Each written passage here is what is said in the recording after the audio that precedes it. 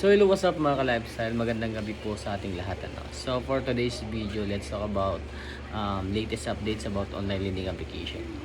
And then shoutout po sa lahat po ng mga online lending application agent, representative, staff na madalas gumamit ng barangay.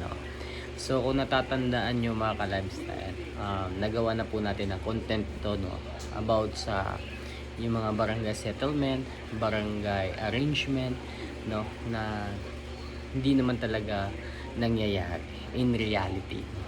Kasi hindi naman talaga nakikipag-communicate yung mga online lending application agent, staff, or representative sa barangay, So ito yung madalas nilang ginagamit pantakot nowadays, Until now, kung napapansin nyo, ito pa rin yung mga laman ng mga text na sinesend or pinu-forward sa mga client ng mga online lending application company.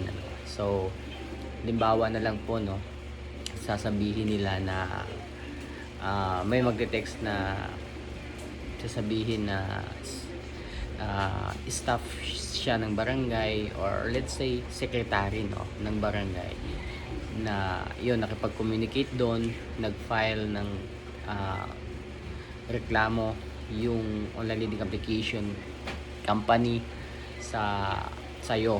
That's why nag-text or merong summoned letter kumbaga na tinext sayo na hindi naman galing talaga sa secretary kundi galing sa agent lang, So fake po yan, lahat po ng mga ginagamit nilang summon letter na sinasabi na coming from barangay, kahit saang barangay man kayo na naroroon, gagamitin po nila yan, kasi yan po talaga yung primary weapon nila para harassing kayo, in that way, kumbaga in that way matatakot kayo.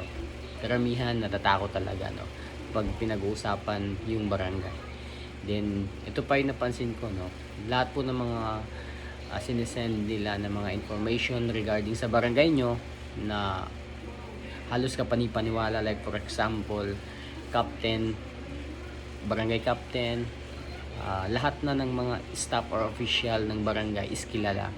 Madali lang po talagang kilalanin yan, i-search nyo lang po yung barangay or yung city nyo or yung city ng lugar nyo, malalaman nyo na doon yung mga barangay officials, barangay official 2024 ng barangay nyo or barangay let's say barangay official or barangay staff. Malalaman nyo talaga pag i-search nyo, kahit sa Google lang i-search nyo, lalabas na po talaga doon, So lahat po ng mga online lending application agent na gumagamit ng barangay is hindi po talaga makatotohanan. Wala pong ganun, Never pong nakipag-communicate yung mga online lending application agent, staff, representative sa barangay, to file a summon or reklamo against sa kanilang mga borrowers, Hindi po talagang nangyayari yun, Unless na lang po talaga kung ibang kaso. Pero pag yung involved is utang or pera, never po, So I hope naintindihan nyo yung content natin ngayong araw, kasi meron tayong mga ilang mga message nagtatanong sa atin, kung totoo ba talagang merong mga barangay settlement against two parties, online lending application company and then sa kanilang borrowers, meron bang ganung meron na bang ganung nangyari, Again, if legit po talaga na nakapag complain sila against sa kanilang borrowers sa barangay, meron pong tinatawag na yung form, yun po talaga yung ipapadala sa inyo. Never, hindi po text, hindi po through text, through email.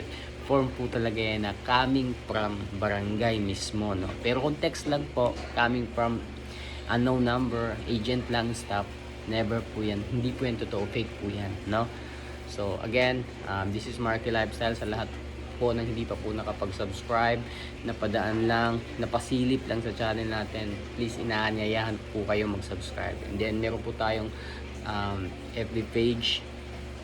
You can direct PM me there kasi nagre-reply po ako sa FB page po talaga, no? So Marky Lifestyle lang po, search nyo lang, makikita nyo na doon. So yun lang mga ka-lifestyle, please